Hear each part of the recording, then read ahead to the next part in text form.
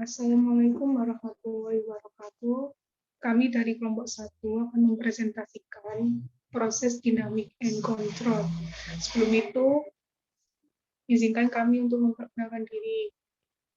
Yang pertama ada Nur Aini Dwi Elvina ini dengan NIM akhir 01, Rosi Amalia dengan NIM akhir 26, Syafa Adinda Relyando dengan NIM akhir 52, Irma Afifatul dengan NIM akhir 85.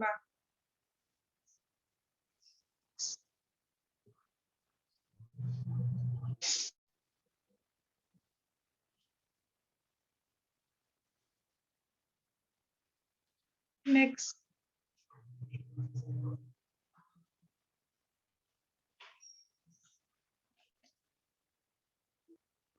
Yang pertama ada dinamika proses. Dinamika proses ini mengacu pada kondisi steady state dan unsteady state. Untuk yang steady state dan unsteady state adalah variabel yang tidak berubah dengan waktu. Misalnya pengukuran fisik. Pada kurikulum CHE menekankan pada kondisi setimbang. Contoh pada pembahasan CHE 10, 110, dan 120. Di mana mengacu pada proses berkelanjutan yang diawali dengan mulai dan mematikan perubahan kelas, gangguan besar, contohnya seperti kilang minyak selama kondisi badai, dan kegagalan peralatan atau instrumen. Selanjutnya ada proses batch, di mana operasi bersifat unsteady state, contohnya seperti reaktor batch, yang komposisinya berubah seiring waktu, dan variabel lain seperti suhu bisa konstan. Next.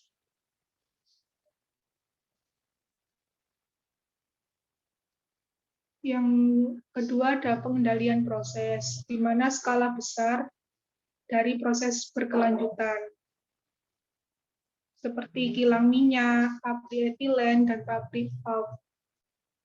Dari pabrik di atas, variabel proses yang diukur antara 1.000 sampai 5.000, namun sebagian besar variabel tersebut dikendalikan. Contohnya seperti kecepatan aliran, suhu, tekanan, tingkat cairan, dan komposisi. Tingkat pengambilan sampel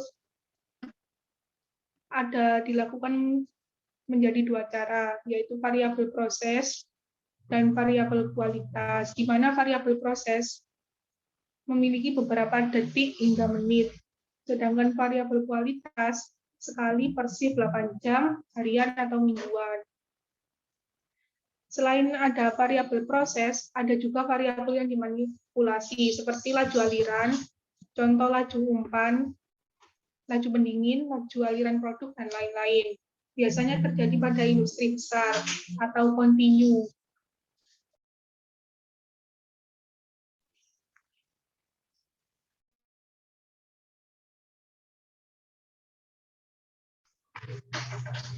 Yang ketiga ada branch plant, di mana pabrik yang lebih kecil di sebagian besar industri, seperti pengecualian mikroelektronika, 200 sampai 300 langkah pemrosesan, dan banyak variabel yang diukur lain. Berikut ada contoh ilustrasi proses kontrol. Next. Contoh tersebut diambil dari sistem blending, di mana W1 dan W2 adalah laju aliran massa, dan X1, X2 merupakan fraksi komponen A. Next. Pada ilustrasi tersebut, W1 diasumsikan konstan, X2 konstan, di mana aliran 2 merupakan aliran murni dari komponen A dan merupakan pencampuran sempurna di dalam tangki. Tujuan dari pengontrolan yaitu menyimpan X pada nilai yang diinginkan atau set point. Meskipun ada variasi dalam X, laju aliran W2 dapat disesuaikan. Pada dinamika proses terdapat istilah terminologi yaitu variabel kontrol, atau disebut dengan variabel input. Pada ilustrasi tersebut dilambangkan dengan variabel X, sedangkan variabel manipulasi atau variabel input dilambangkan dengan W2, dan variabel gangguan atau variabel beban dilambangkan dengan X1.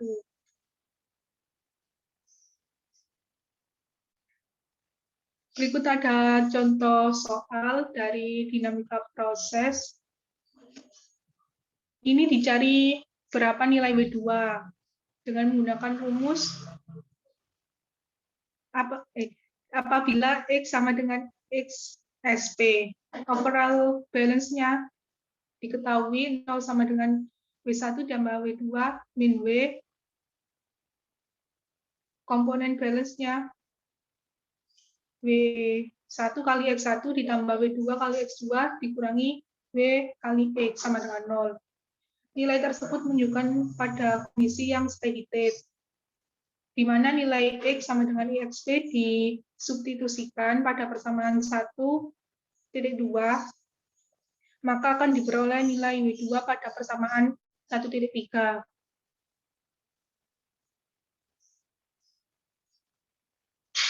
Selanjutnya ada strategi pengendalian, di mana ada beberapa metode. Yang pertama, ukur X dan sesuaikan W2, di mana secara intuitif jika X terlalu tinggi, kita harus mengurangi W2.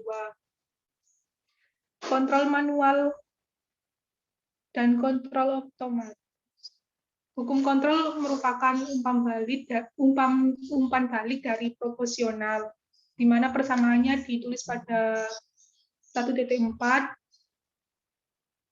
di mana KJ adalah pengontrol, W2T dan XT menunjukkan variabel yang berubah dengan waktu T, dan perubahan laju aliran sebanding dengan deviasi dari set point.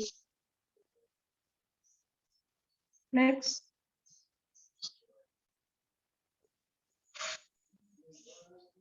Gambar 1.4 merupakan contoh dari sistem pencampuran dari metode 1. Next. Selanjutnya akan dijelaskan oleh Mbak Rosi. Metode kedua yaitu mengukur X1 dan menyesuaikan W2. Sehingga apabila X1 lebih besar dari X1, maka akan mengurangi W2. Jadi W2 itu lebih besar, kurang dari W2. Kemudian satu pendekatan pertimbangan persamaan 1.3 itu diganti X1 dan W2 dengan X1T dan W2T untuk mendapatkan hukum kontrol dengan persamaan 1,5. Next. Nah, gambar 1,5 ini merupakan sistem pencampuran dan metode kontrol 2. Next. Nah, karena persamaan 1,3 hanya berlaku pada steady state, tidak jelas seberapa efektif hukum kontrol di 1,5 untuk kondisi transient. Kemudian ada metode 3 yaitu mengukur X1 dan X menyesuaikan W2. Pendekatan ini menggunakan kombinasi dari metode 1 dan 2. Kemudian ada metode 4 menggunakan tangki lebih besar. Jika tangki yang lebih besar digunakan, fluktuasi X1 dan cenderung teredam karena kapasitansi yang lebih besar dari sisi tangki. Namun, tangki yang lebih besar berarti terjadi peningkatan biaya modal juga. Next.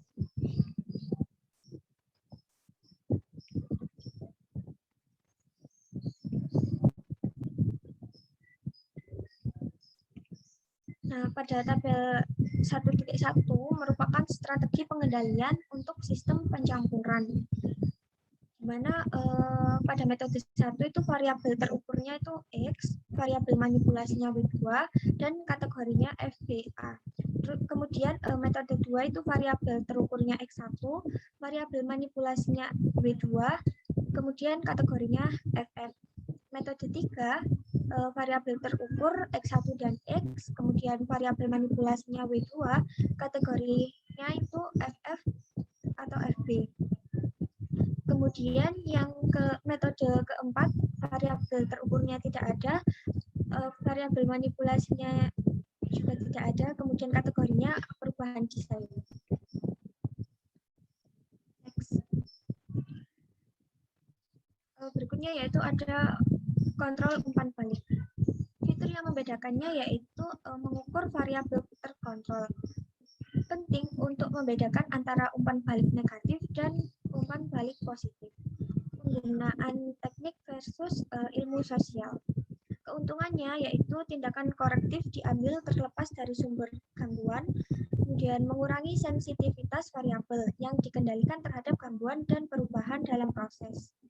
Kemudian kekurangannya yaitu tidak ada tindakan korektif yang terjadi sampai setelah gangguan mengganggu proses itu, yaitu sampai setelah X berbeda dari XSP. Respon yang sangat berosilasi atau bahkan ketidakstabilan. Next.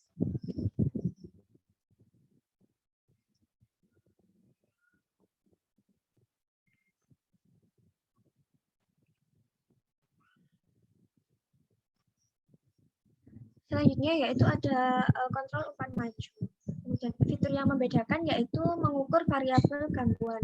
Adapun keuntungannya yaitu perbaiki gangguan sebelum mengganggu proses. Kekurangannya yaitu harus dapat mengukur gangguan dan tidak ada tindakan korektif untuk gangguan yang tidak terukur.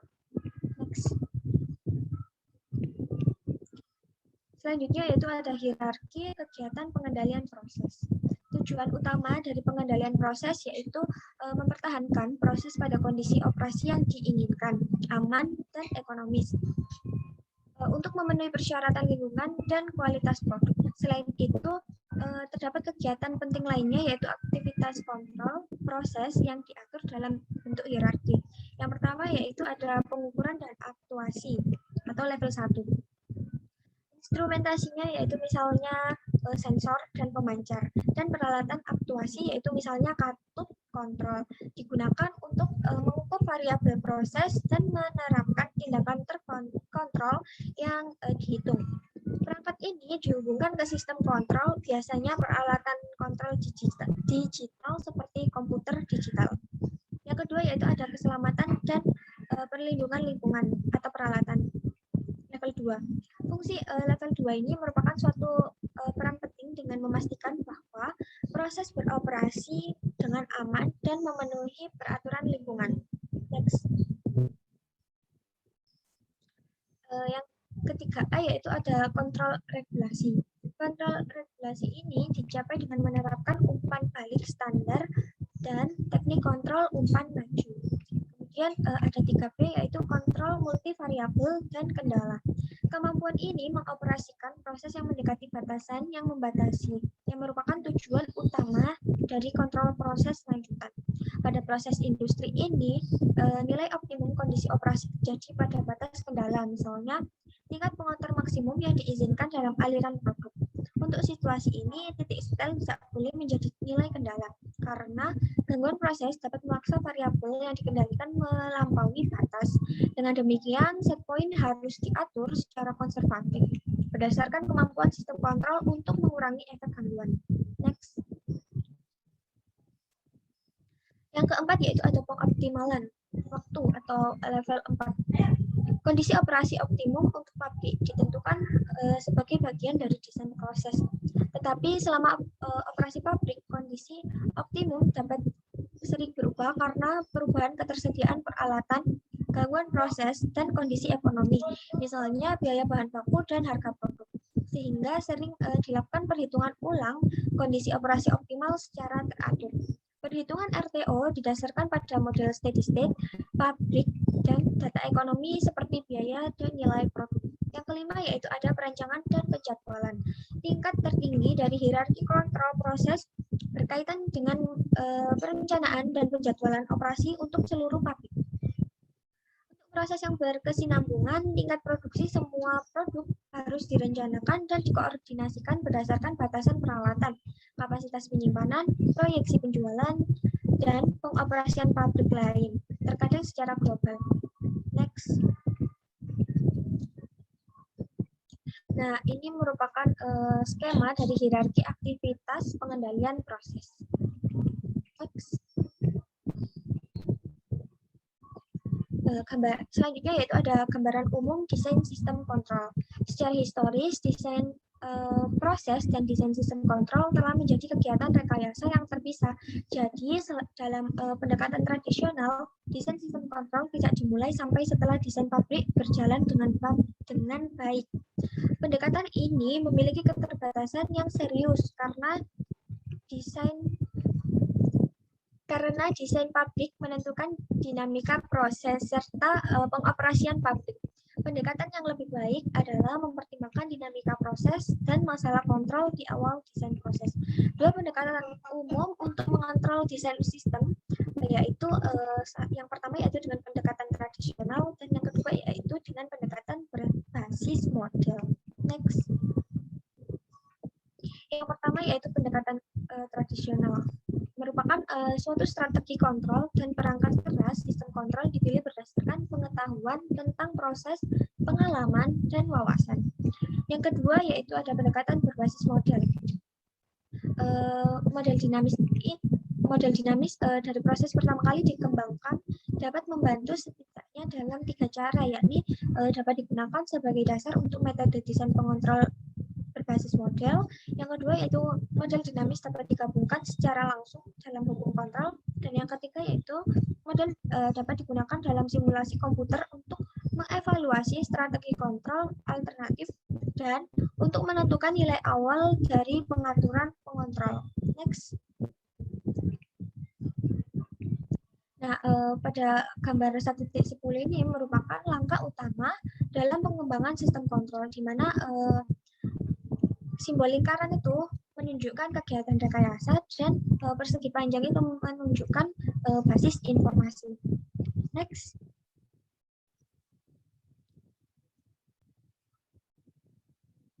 Sekian dari chapter 1. Chapter 2 akan dilanjutkan oleh rekan saya.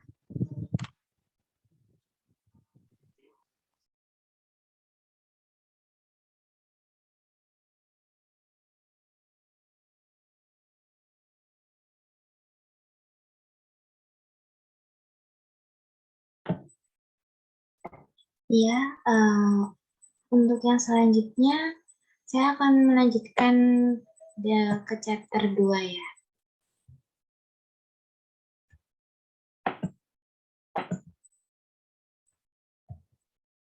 Oke. Yang pertama ini ada pengembangan model dinamis. Contoh ilustrasi yaitu proses pencampuran. Nah, di sini itu ada keseimbangan masa keadaan tidak tunak untuk sistem pencampuran. Ini ada persamaannya yaitu di persamaan 2/1 ini ya. Bisa dilihat sendiri ini merupakan state time bending process ya. Untuk yang selanjutnya yaitu ini. Atau tadi kan ada persamaan 21 itu. Nah, ini juga bisa menggunakan persamaan 22. Nah, di mana W1, W2, dan W-nya itu adalah laju aliran massa. Keseimbangan komponen adalah merupakan keadaan yang tidak tunak. Ini contohnya ada di persamaan 23. Nah, pada model kondisi tunak yang sesuai itu diturunkan di chapter 1 tadi pada persamaan titik 11 dan 12. Nah, ini juga ada persamaan 24 sama 25 kayak gini. Nah, selanjutnya yaitu ada prinsip pemodelan umum. Persamaan model yang terbaik adalah pendekatan untuk proses nyata. Terdapat pepatah yaitu bahwa semua model salah, tetapi beberapa berguna. Nah, untuk pemodelan secara inheren melibatkan kompromi antara akurasi dan kompleksitas model di satu sisi, dan biaya serta upaya yang diperlukan untuk mengembangkan model di sisi lain. Kemudian untuk pemodelan proses itu merupakan seni dan ilmu. Kreativitas diperlukan untuk membuat asumsi penyederhanaan yang menghasilkan model yang sesuai. Kemudian untuk model dinamis proses kimia terdiri dari persamaan diferensial biasa atau ODE dan atau persamaan diferensial parsial atau PDE. Nah, itu ditambah persamaan aljabar terkait.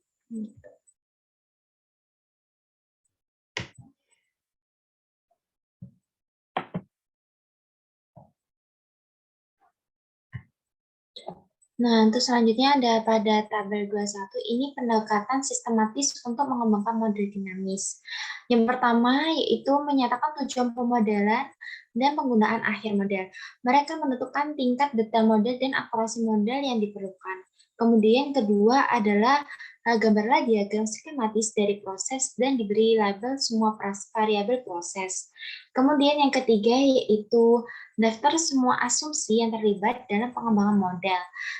Cobalah untuk menghemat dengan arti model itu tidak boleh lebih rumit dari yang diperlukan untuk memenuhi tujuan pemodelan. Nah, yang keempat ada menentukan apakah variasi spasial itu dari variabel proses penting. Nah, jika demikian, model persamaan diferensial parsial itu akan diperlukan. Kemudian yang kelima yaitu ada menuliskan persamaan kekekalan yang sesuai, seperti massa, komponen, energi, dan sebagainya. Untuk selanjutnya yaitu yang keenam, yaitu perkenalkan hubungan kesetimbangan dan persamaan aljabar lainnya. Dari termodinamika, fenomena transportasi, kinetika kimia, geometri peralatan, dan lain-lain. Kemudian ketujuh yaitu lakukan analisis derajat kebebasan pada bagian 2.3 untuk memastikan bahwa persamaan model itu dapat diselesaikan. Dan yang ke-8 yaitu menyederhanakan modelnya. Seringkali dimungkinkan untuk mengatur persamaan sehingga variabel dependen atau outputnya itu muncul di sisi kiri dan variabel independen atau inputnya itu muncul di sisi kanan. Nah, bentuk model yang seperti ini itu cocok untuk simulasi komputer dan analisis selanjutnya. Kemudian yang ke-9 yaitu mengklasifikasikan input sebagai variabel gangguan atau sebagai variabel yang dimanipulasi. Kemudian untuk tabel 2.2 itu ada analisis derajat kebebasan. Yang pertama, daftar semua kuantitas dalam model yang diketahui konstanta atau parameter yang dapat ditentukan berdasarkan dimensi peralatan, sifat fisik yang diketahui, dan lain-lain. Kemudian yang kedua, yaitu kita menentukan jumlah persamaan NV-nya dan jumlah variabel proses NV. Perhatikan bahwa waktu T itu tidak dianggap sebagai variabel proses karena bukan merupakan input proses maupun output prosesnya gitu. Kemudian ketiga itu hitung jumlah derajat kebebasan. Nah, itu ada rumusnya dengan NF sama dengan NV kurangi NE. Nah, identifikasi variabel keluaran NE yang akan diperoleh dengan menyelesaikan model proses. Kemudian kita mengidentifikasikan variabel input NF-nya itu yang harus ditentukan sebagai variabel gangguan atau variabel manipulasi untuk memanfaatkan derajat kebebasan NF-nya. Untuk selanjutnya yaitu ada hukum konservasi. Nah, ini ada model teoritis proses kimia didasarkan pada hukum kekekalan. Untuk persamaannya nih ada konfirmasi massa dapat dilihat pada persamaan 26. Kemudian untuk konservasi komponen I itu bisa kita lihat pada persamaan 27. Ini.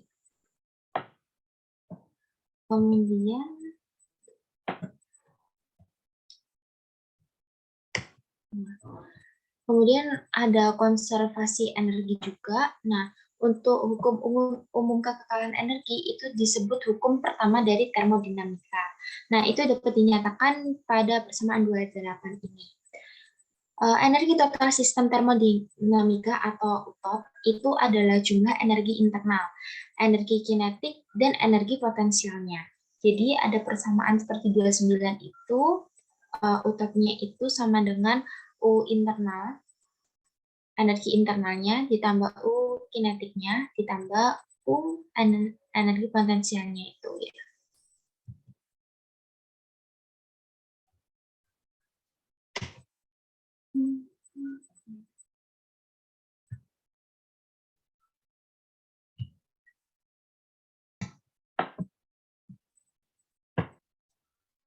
Nah, untuk proses dan contoh yang dibahas pada buku Sudbook itu tepat untuk membuat dua asumsi. Yang pertama ada perubahan energi potensial dan energi kinetik dapat diabaikan karena kecil dibandingkan dengan perubahan energi dalam. Kemudian yang kedua, laju kerja bersihnya itu dapat diabaikan karena kecil dibandingkan dengan laju perpindahan panas dan konveksinya. Untuk asumsi yang masuk akal ini, keseimbangan energi pada persamaan 28 itu dapat dituliskan sebagai ini. Jadi untuk U internalnya itu merupakan energi dalam sistem. Kemudian untuk H-nya itu ada entalpinya per unit massa. Kemudian W-nya ada lajunya massa. Kemudian yang Q-nya ini ada rate of heat transfer to the system. Jadi lajunya dari transfer panas itu ke sistem. Kemudian ada delta. Delta itu menyebabkan perbedaan antara outlet sama inletnya, kondisi outlet sama inletnya dari laju yang mengalir itu. Kemudian ada min delta WH. Ini juga rate dari entalpinya of the inlet stream dikurangi dengan the enthalpy of the outlet stream. Jadi laju dari entalpinya itu dari inlet stream itu dikurangi sama yang outlet stream itu.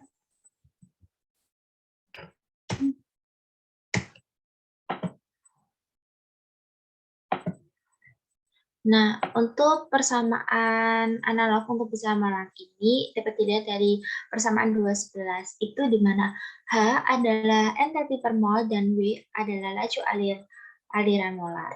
Nah, untuk menurunkan model proses dinamis dari keseimbangan energi umum dalam persamaan 210 dan 211 itu ekspresi untuk energi internalnya itu dan H atau H diperlukan yang dapat diturunkan dari termodinamika. Nah, pada proses pencampuran ditinjau kembali. Untuk konstan persamaan 22 dan 23 itu dapat di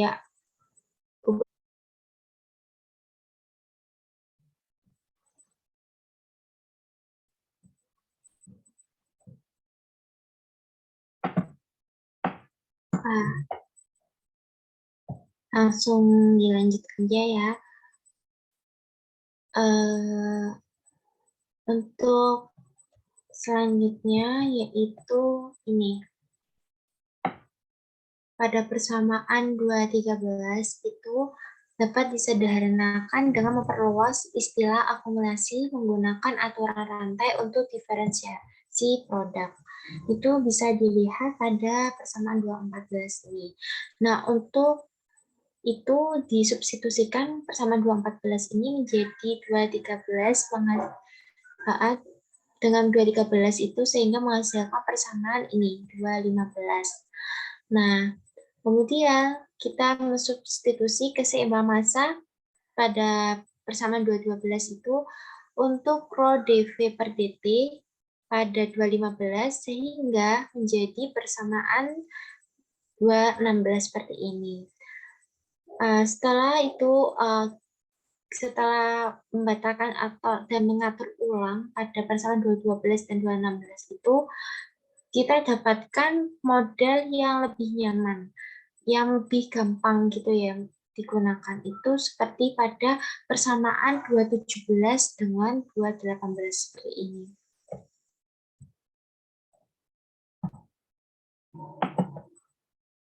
Nah, untuk selanjutnya akan dijelaskan oleh rekan saya Irma. Baik, di sini terdapat proses pemanasan tangki berpengaduk yang didapatkan asumsinya. Pertama, pencampuran sempurna dengan sedemikian suhu keluar juga merupakan suhu isi tangki. Yang kedua, penampungan cairan atau volume adalah konstan karena laju aliran masuk dan keluar adalah sama.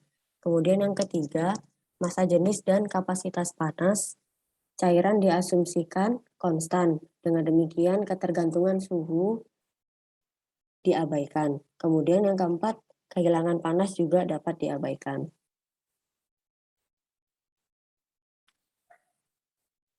Next.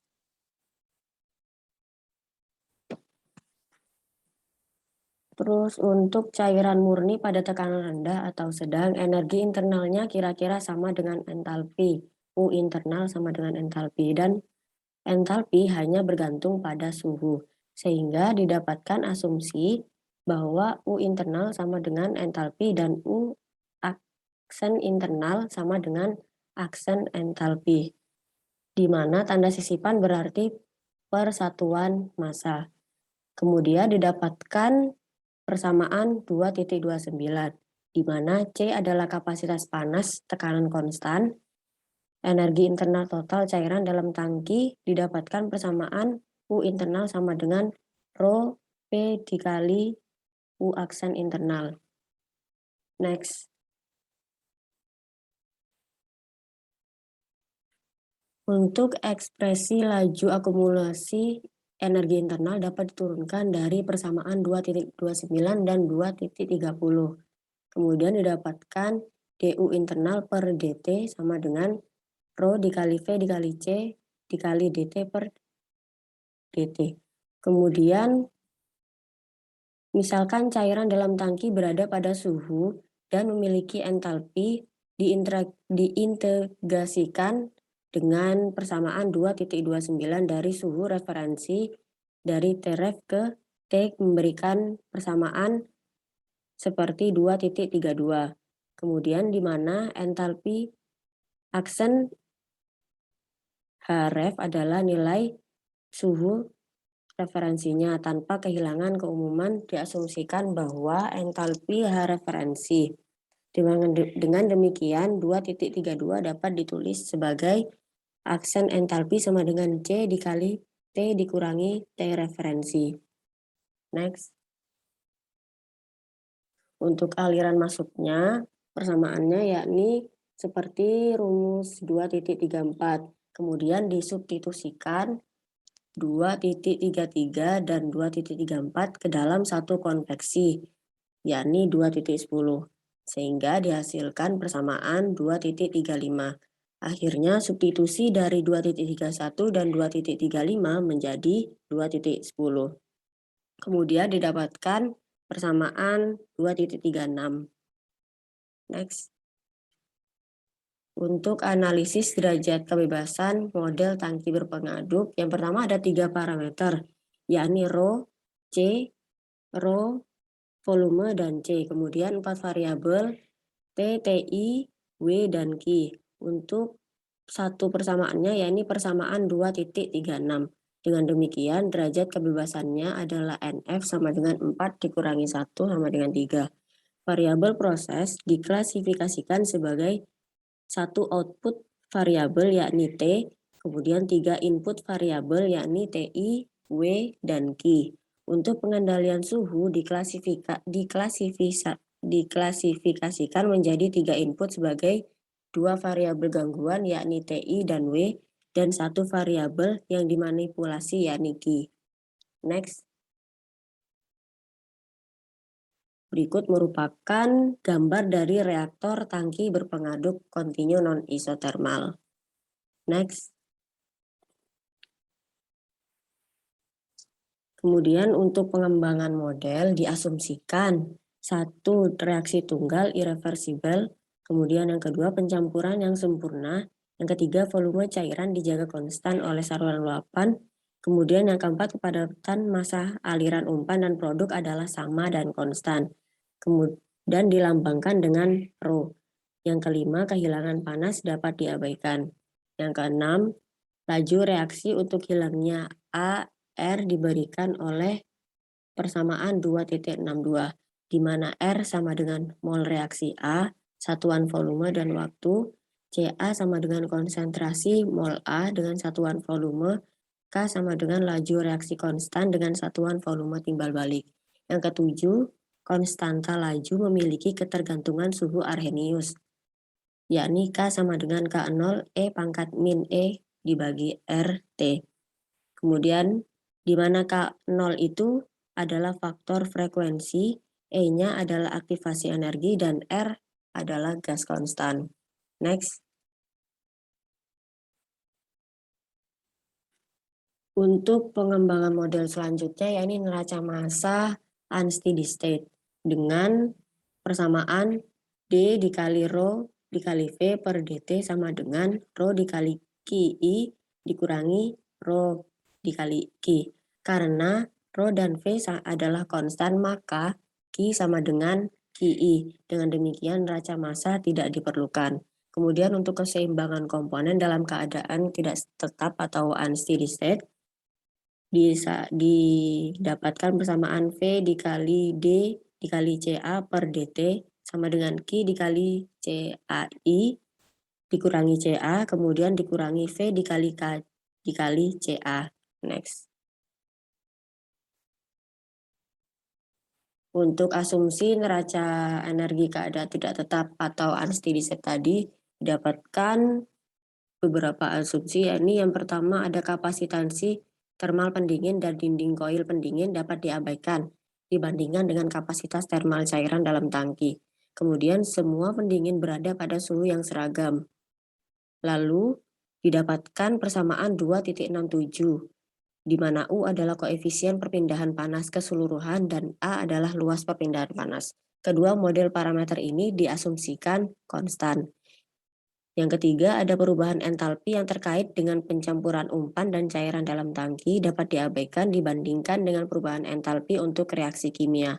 Dengan kata lain, panas pencampuran dapat diabaikan dibandingkan dengan panas reaksi. Kemudian yang keempat, ada kerja poros dan kehilangan panas ke lingkungan dapat terjadi dan diabaikan. Bentuk neraca energi CSTR berikut sesuai untuk analisis dan dapat diturunkan dari persamaan 2.62 dan 2.63 dan asumsi 1-8 pada buku Vogler 2006. Kemudian didapatkan persamaan 2.68. Next. Untuk model CSTR beberapa ekstensi. Bagaimana model dinamis berubah? Yang pertama, beberapa reaksi, misalnya A menjadi B, kemudian menjadi C. Yang kedua, kinetika yang berbeda, misalnya reaksi orde 2. Yang ketiga, kapasitas termal yang disignifikan dari cairan pendingin. Yang keempat, volume cairan V tidak konstan atau misalnya tidak ada saluran luapan. Yang kelima, kehilangan panas tidak dapat diabaikan. Yang terakhir, pencampuran sempurna tidak dapat diasumsikan atau misalnya untuk cairan yang sangat kental. Next. Baik, cukup sekian presentasi dari kelompok 1. Mohon maaf jika ada kesalahan kata. Terima kasih. Wassalamualaikum warahmatullahi wabarakatuh.